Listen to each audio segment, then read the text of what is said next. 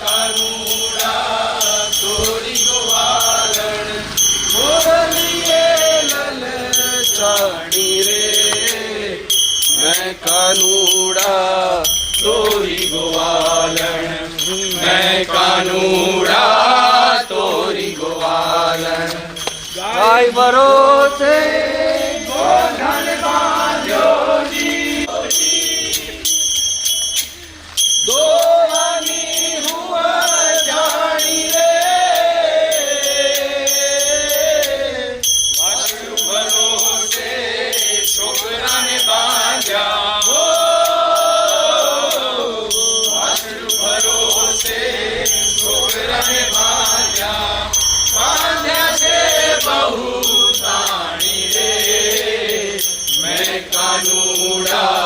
तोरी गोवालन मैं कानूड़ा तोरी गोवालन मैं कानूड़ा तोरी गोवालन हो मैं कानूड़ा तोरी गोवालन साड़ी दूध मारे पानी रे मैं कानूड़ा तोरी गोवालन मैं कानूड़ा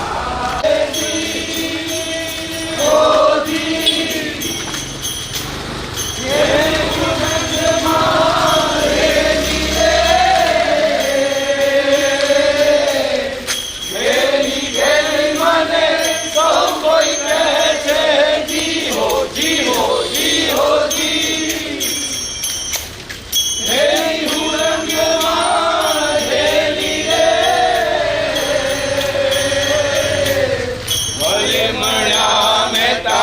नरसिंह स्वामी ओ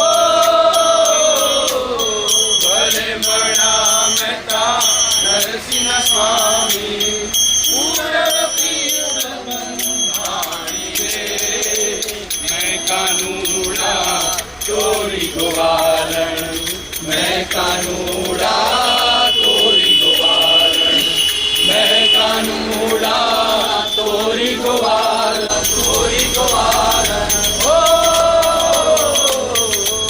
कानूड़ा तोरी गोवालन मोरलिए ललचाणी रे मैं कानूड़ा तोरी गोवालन मैं कानूड़ा तोरी गोवालन मैं कानूड़ा तोरी गोवालन 21મી સદીમાં ક્યાંક ને ક્યાંક આ જે પ્રભાત ફેરી છે તે ભૂલાઈ રહી છે ત્યારે અમદાવાદના એક યુવા મંડળ છે તેમના દ્વારા પ્રભાત ફેરી જે છે તે કરવામાં આવી રહી છે. ખાસ કરીને વાત કરવામાં આવે તો પ્રભાત ફેરી જે છે તે ખાસ કરીને ગામડાઓમાં થતી હોય છે અથવા તો હવે શહેરમાં પણ આ જે પ્રભાત ફેરી પહેલાં કરવામાં આવતી હતી તે ભૂલાઈ રહી છે. પ્રભાત ફેરી એ ગુજરાતી સંસ્કૃતિમાં એક લોકપ્રિય પરંપરા છે જેમાં લોકો સવારે વહેલા ઉઠીને સમૂહમાં ગીતો ગાતા હોય છે, ભજન કરતા હોય છે અને ખાસ કરીને લોકોને કહી શકાય કે ઢોલ નગારા મંજીરા સાથે આ ગીતો જે છે તે ગાવામાં આવતા હોય છે અને ખાસ કરીને નવરાત્રિ છે અને અનેક ઉત્સવોમાં ધાર્મિક સંસ્કૃતિના પ્રસંગો દરમિયાન જે વધુ જોવા જે છે તે મળતું હોય છે.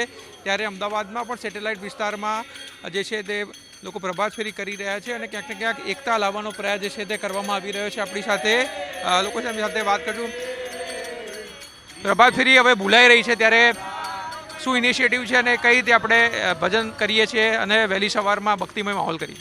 આ એક બધા જ યંગસ્ટર જે છે અને આ પ્રભાત ફેરી એવું કહેવાય છે કે આપણે ગામડાઓમાં ચાલતી એ પરંપરા હતી કે જેના દ્વારા પહેલાંના સમયમાં તો એવું હતું કે જે ગામડાના લોકો હોય એ ત્યારે જાય અને પ્રભાતિયા ગાતા હોય અને કારણે જ કે આપણી અંદરની જે પણ સુપ્ત શક્તિઓ છે, પહેલાં તો સૌથી વાત એ કે પ્રભાત ફેરીનું એક કારણ એ કે સૌથી વહેલા ઉઠી પ્રભુ ભજન કરી અને પ્રભાતિયા એ ખાલી પ્રભુ ભજન નથી પણ એની સાથે સાથે આપણા રૂટીન જે જીવન છે એમાં પણ ઘણી બધી આપણને શિખામણ આપે છે અને એના વિશેનો જ એક પ્રયત્ન અમે કરી રહ્યા છીએ કે બધા લોકો જાગે અને જે આપણી પરંપરા છે એટલે ગામડાઓમાં તો અમે નાનપણથી આ કરતા જ આવ્યા છીએ પણ હવે વિચારું કે આપણે અમદાવાદ શહેર છે અને આની પહેલાં પણ અમે અમદાવાદ ઓલ્ડ સિટી છે એમાં કરી છે પણ આજે આ વખતે વિચાર કર્યો કે આ મેઇન સિટી જે છે એમાં પણ કરી અને એમાં પણ ઘણા બધા લોકો એવા હશે કે જે સાંભળ્યું હશે અને સાંભળીને મંત્રમુગ્ધ થતા હશે. તો બસ આ એક પ્રયત્ન કે બધા લોકો જોડાય અને બધા જ લોકો આ પ્રભાત ફેરીની જે આપણી સંસ્કૃતિ છે એને ફરીથી માણતા થાય.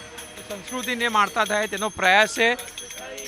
કેવી એનર્જી રહે છે પ્રભાત ફેરી કરવાથી સમગ્ર દિવસ દરમિયાન, શું કહે?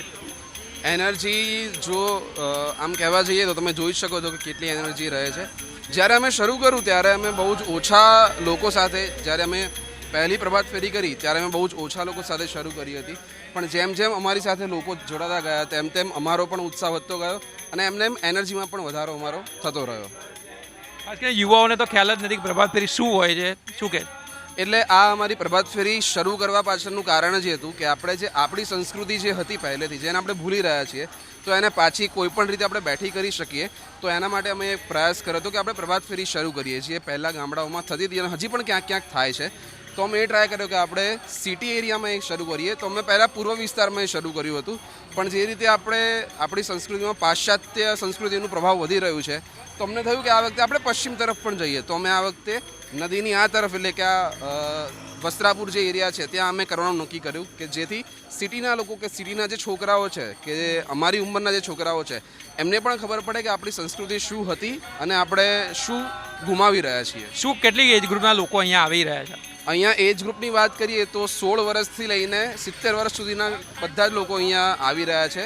શરૂઆતમાં પહેલી પ્રભાત ફેરીમાં લોકો ઓછા હતા, પણ જેમ જેમ લોકોને ખબર પડતી ગઈ કે આવું એક કામ તુલસીપત્ર આર્ટ ફાઉન્ડેશન કરી રહ્યું છે, તો એમને એમ લોકોમાં પણ વધારો થતો રહ્યો.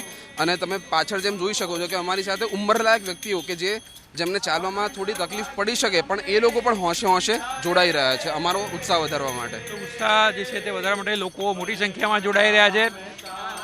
કેવું લાગે છે માસી પ્રભાત ફેરીમાં જોડાઈ? સરસ લાગે છે. સવારે પ્રફુલ્લિત થઈ જાય છે. કેટલા વાગે ઉઠીને આવો છો? અમે 4:30 પોણા 5 છે. તો વહેલા સંખ્યા. કેવું લાગે છે પ્રભાત ફેરીમાં? ખૂબ જ આનંદ આવી રહ્યો છે. જે ગામડામાં જે રૂઢી ચાલી રહી છે, હાલ પણ અમારે ગામમાં દર 11 આવી રીતે નીકળે છે અને પ્રભાત ફેરીનો ખૂબ જ આનંદ લઈ રહ્યા છીએ. જે આપણી જૂની સંસ્કૃતિ છે, જૂની જે પેઢી ચલાવતી આવી રહી છે, એ આપણે જાળવી રાખવી જરૂરી છે. તો એ જ આશાએ બધા અમે પ્રભાત ફેરીએ નીકળી રહ્યા છીએ અને ખૂબ જ આનંદ લઈ રહ્યા છીએ. દાદા, કેટલી ઉંમર છે અને કેવી મજા આવી આજે? 65 વર્ષ છે અને ખૂબ મજા આવી. સારા ગીતો હતા, પ્રભાતિયાને લગતા જ ગીતો હતા અને નરસિંહ મહેતાના પદો હતા. ખૂબ સુંદર રીતે રજૂ કરેલા હતા. કલાકારો પણ સરસ છે. સંસ્કૃતિ ભૂલાઈ રહી છે ત્યારે એને જીવંત કરવાનો પ્રયાસ થઈ રહ્યો છે. સંસ્કૃતિ માણસના લોહીમાં છે, એટલે સંસ્કૃતિ ભૂલાઈ નથી રહી. સંસ્કૃતિ એના બ્લડમાં જ છે. તો આ હતા પ્રભાત ફેરીમાં જે છે તે સામેલ થયેલા અમદાવાદીઓ, જે મોટી સંખ્યામાં જે છે તે અહીંયા પહોંચ્યા છે અને ખાસ કરીને ગામડાઓમાં જે સંસ્કૃતિ હતી હવે શહેરોમાં પણ થતી હતી, પણ હવે ધીરે ધીરે ભૂલાઈ રહી છે, ત્યારે તેને પણ જીવન કરવાનો પ્રયાસ જે છે તે કરાઈ રહ્યો છે. કેમેરામેન સુરેશ રાજપૂત સાથે આશુતોષ ઉપાધ્યાય, ન્યૂઝ કેપિટલ, અમદાવાદ.